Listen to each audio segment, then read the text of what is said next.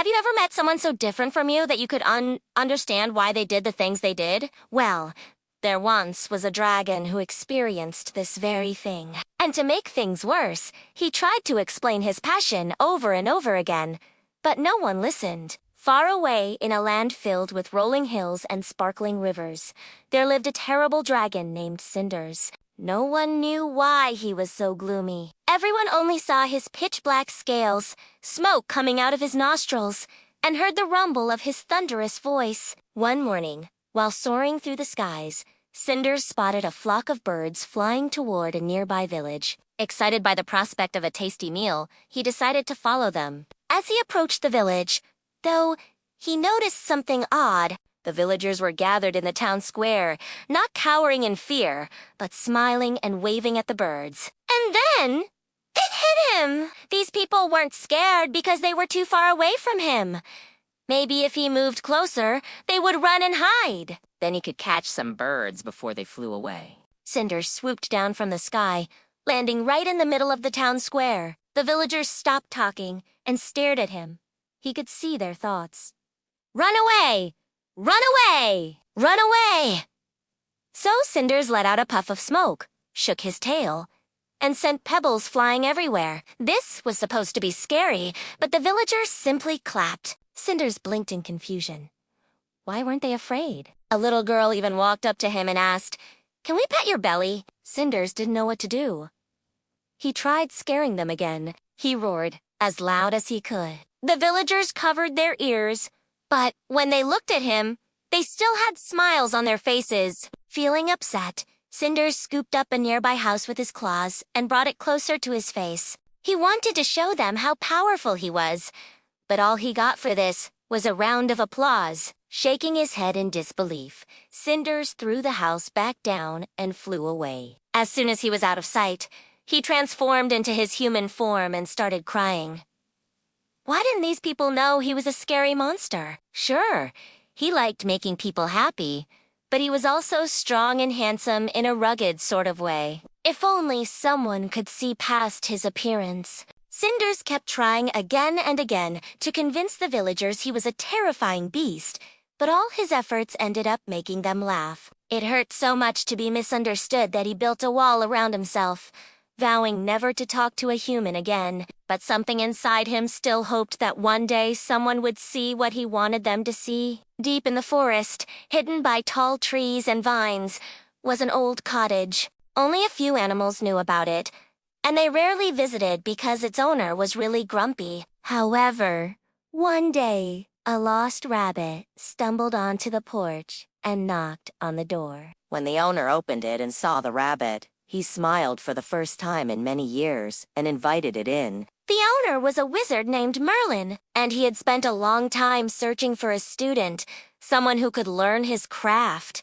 Merlin knew how important it was to pass on his knowledge before he retired. But every time he found someone willing to learn, something would happen, and they would run away. "I don't understand," Merlin said to the rabbit.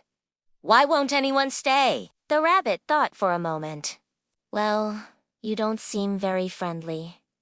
"But I want to be friendly," Merlin exclaimed. "I just want to teach magic!" The rabbit hopped closer to Merlin, tilting its head. "Well, maybe you're scary." Merlin gasped. "Scary? How am I scary?" The rabbit pointed to Merlin's cauldron, bubbling with green liquid. His bookshelf filled with dusty spellbooks, and his collection of shrunken heads hanging from the ceiling. Merlin looked around his workshop. Maybe the rabbit was right. All of these things probably made him look pretty intimidating. But he just wanted to find an apprentice. Just then, a knock echoed through the room. Startled, Merlin peeked through the window and saw a young boy standing on the porch. "Hello!" the boy called out. "Can I please learn magic?" Merlin immediately opened the door and welcomed the boy in. Finally, he would have a student. Over the next few weeks, Merlin taught the boy everything he knew. The boy paid attention, followed instructions, and always asked good questions. Merlin had high hopes that he would be the one to continue his legacy. But after a month of lessons, the boy came to Merlin and told him he wanted to go home. "But you haven't finished your training?" Merlin said sadly. "There's still so much more to learn." The boy apologized, but he explained that his mother needed him to help with chores now that he was older. And with that, he turned and left the cottage. Disappointed, Merlin slumped down in his chair. Was he really that scary? Maybe he should take down those shrunken heads. Just then, a blue jay landed on his shoulder and asked, "Why are you so sad?" Merlin explained his situation. He went over all the things he had done to make the boy leave, and the blue jay nodded in understanding. "You're doing it all wrong," the blue jay said. "You're trying to scare away your students instead of teaching them." Confused, Merlin asked, "What do you mean?" The blue jay ruffled its feathers. "You ought to be a good teacher, right? Well, you need to show your students that you care about them, that you believe in them, and that you trust them. That's how you find the best apprentices." And just like that, the blue jay flew away, leaving Merlin alone with his thoughts. Could it be that simple? Could his methods just be off? Merlin sat there for hours thinking about what the blue jay had said. Maybe she was right. A knock echoed through the room, bringing Merlin out of his thoughts. He looked up and saw the same boy standing in front of him. "I wanted to ask," the boy began, "can I come back and finish my lessons? I think I can handle a little more responsibility." Merlin smiled and ushered the boy in. From that day on, Merlin's workshop was filled with laughter. He and the boy worked together to brew colorful potions, cast spells, and learn about all sorts of magical creatures. In fact, the boy became so skilled that when he graduated, he went on to open his own magic shop. And whenever he saw Merlin, he thanked him for believing in him. As the years passed, Merlin watched the boy grow up and become a great wizard. Looking back, he realized that being a good teacher wasn't about being scary. It was about having faith in your students and showing them the endless possibilities that lay ahead.